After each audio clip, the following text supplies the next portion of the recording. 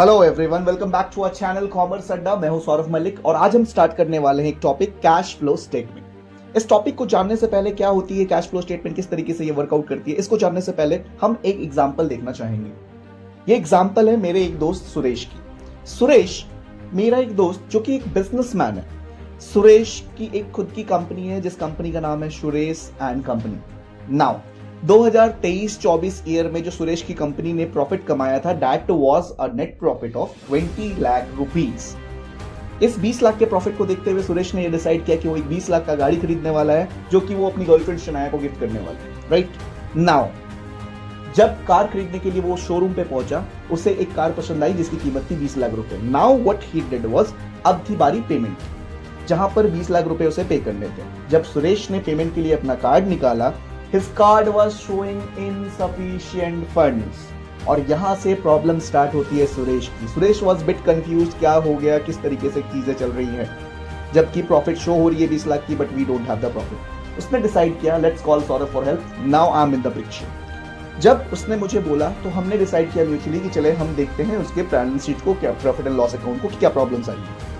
जब हमने उसके प्रॉफिट एंड लॉस अकाउंट को चेक करना स्टार्ट किया तो उसके प्रॉफिट एंड लॉस अकाउंट ने दिखाया 50 लाख रुपए की टोटल सेल्स साल में, जिसमें से 20 लाख रुपए उसने कैश में बेचे थे और रिमेनिंग 30 लाख रुपए उसने क्रेडिट सेल्स कर रखी थी।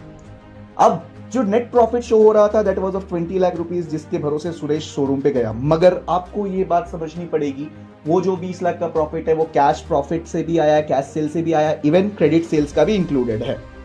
नाउ अब हमने डिसाइड किया कि एक्चुअल में तो क्या प्रॉफिट हुई है कब सुरेश की, ये जानने की। अब जब एक्चुअल प्रॉफिट मुझे सुरेश की निकालनी थी, अब मेरे पास एक ही ऑप्शन था, चलो सुरेश के अकाउंट्स का कैश फ्लो स्टेटमेंट बना करके देखते हैं। Now the story begins. What is cash flow statement? Cash flow statement एक ऐसी स्टेटमेंट होती है जो कि कैश के इनफ्लोज एंड कैश के आउटफ्लोज को रिकॉर्ड करती है एक जगह पर। What do you mean by inflow, what do you mean by outflow? Inflow का मतलब होता है जो पैसा हमारे धंधे में आ रहा है कहीं बाहर से। आउटफ्लो का मतलब होता है जो पैसा हमारे धंधे से बाहर जा रहा है कहीं पर, that is known as outflow. अब कैश के आने के, कैश के जाने के एक बिजनेस में 3 ही रास्ते हो सकते हैं। Number 1 is operating activities, number 2 is investing activities, number 3 is financing activities. अब हम एक एक करके इन सारी चीजों के डेप्थ में जाएंगे।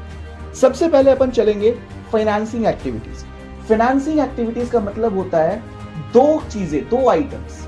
Number 1 is share capital. कोई भी आइटम्स अगर शेयर कैपिटल या उससे रिलेट कर रही है उसे हमें फाइनेंसिंग एक्टिविटीज में शो करना होता है। Second item is loans and advances. Now जितने भी लोन्स और एडवांसेस हमने मार्केट से लिए हैं या फिर उसका इंटरेस्ट हमने पे किया है, वो सारी एक्टिविटीज फाइनेंसिंग में शो होती हैं। देखते हैं क्या क्या आइटम्स आती है जो कि इनफ्लोज एंड आउटफ्लोज को डिसाइड करती है फाइनेंसिंग की। सबसे पहले इनफ्लोज की बात करेंगे, फिर हम बनाएंगे आउटफ्लोज को। जब हम मार्केट में शेयर कैपिटल यूज करते हैं, जब हम मार्केट में शेयर कैपिटल इशू करते हैं, या फिर जब हम मार्केट में डिवेंचर्स इशू करते हैं, या फिर हम जब मार्केट से लोन लेते हैं, कहीं ना कहीं हमारा कैश का बैलेंस बढ़ता है, इसीलिए इसको हम कहते हैं इनफ्लो इन फाइनेंसिंग एक्टिविटीज का। अब बात करते हैं अगर मैं फाइनेंसिंग आउटफ्लोज की, तो जो लोन हमने लिया है उसे पेमेंट भी तो करना पड़ेगा। जब हम उसका पेमेंट कर रहे होते हैं तो कहीं ना कहीं पैसे हमारे पास से जाते हैं, या फिर शेयर कैपिटल पे डिविडेंड पे करते हैं। These are known as outflows for financing activities. Second पे हमारा आता है इन्वेस्टिंग एक्टिविटीज। अब जैसे कि फाइनेंसिंग एक्टिविटीज में 2 आइटम्स इंक्लूड हो रही थी, शेयर कैपिटल एंड लोन्स, उसी तरीके से इन्वेस्टिंग एक्टिविटीज में फिक्स्ड एसेट्स आएंगी एंड नॉन करेंट इन्वेस्टमेंट्स आएंगी। फिक्स्ड एसेट्स हम सबको पता है क्या होता है। नॉन करंट इन्वेस्टमेंट का मतलब होता है जो कि करंट इन्वेस्टमेंट नहीं है, मतलब लिमिटेड पीरियड के लिए नहीं होती है। समझ में आती है बात? नाउ अब जब मैं बात कर रहा हूं लाइक इन्वेस्टिंग एक्टिविटीज की, तो लेट्स सी कौन कौन से आइटम्स इसके इनफ्लोज को इफेक्ट करती है, आउटफ्लोज को इफेक्ट करती है। सबसे पहले अपन बात करेंगे इन्वेस्टिंग एक्टिविटीज के आउटफ्लोज की। जब हम कोई भी फिक्स्ड एसेट खरीदते हैं, हमारे पास से पैसा बाहर जा रहा होता है, it is an outflow for investing activity. उसी जगह पर जब हम फिक्स्ड एसेट्स को बेच रहे होंगे वापस से, it is an inflow for investing activities. जब हम किसी इन्वेस्टमेंट को खरीद रहे होंगे, that will be an outflow for investing activity. उसी जगह पर जब हम इन्वेस्टमेंट को वापस से मार्केट में सेल कर रहे होंगे, पैसा हमारे पास आ रहा है, it is an inflow for investing activities और उसके इंटरेस्ट एंड डिविडेंड, राइट। अब बात करेंगे हम एक मेजर हेड की जिसका नाम है ऑपरेटिंग एक्टिविटीज। अगर आपको ऑपरेटिंग एक्टिविटीज को सिंपल वर्ड्स में समझना है तो आपको ये जानना पड़ेगा, जो भी एक बिजनेस होता है उसका एक प्राइम मॉडल होता है जिसपे वो ऑपरेट कर रहा होगा। उसके प्राइम रेवेन्यू जनरेटिंग एक्टिविटीज को हम ऑपरेटिंग एक्टिविटीज कहते हैं। सेकेंडली, इसमें और कौन से आइटम जाते हैं जो कि ना इन्वेस्टिंग में गए हो ना फाइनेंसिंग में गए हो, उसे हम ऑपरेटिंग में उठा करके डालने वाले हैं। That's it. सो आइए देखते हैं कौन कौन से आइटम्स है जो कि ऑपरेटिंग के इनफ्लोज और आउटफ्लोज को अफेक्ट करती है। अगर मैं प्राइम रेवेन्यू जनरेटिंग की बात करूं तो कहीं ना कहीं आपको ये समझ में आना चाहिए कि हम यहां पर सेल्स और परचेज की बात कर रहे हैं, एंड सेल्स और परचेज भी cash sales and cash purchases की, राइट। सेकेंडली, जो डेटर्स से पैसा हमारे पास आने वाला था या फिर क्रेडिटर्स को हम पेमेंट करने वाले थे, these are the activities which are a prime operating activities of a business. जैसे यहाँ पर आप देख पा रहे हैं cash sales, cash receive from debtors, royalty, commission fees वगैरह रिसीव, इनकम टैक्स का कोई रिफंड आपके पास आता है, कैश परचेजेस, कच्चा माल जो हम खरीद रहे हैं बिजनेस के लिए, पेमेंट टू क्रेडिटर्स, क्रेडिटर्स को जो पैसा हम पे कर रहे हैं या फिर जो वेजेस वगैरह हम पे कर रहे हैं। अब एक मेजर चीज आज हमें समझना पड़ेगा, that is cash and cash equivalents.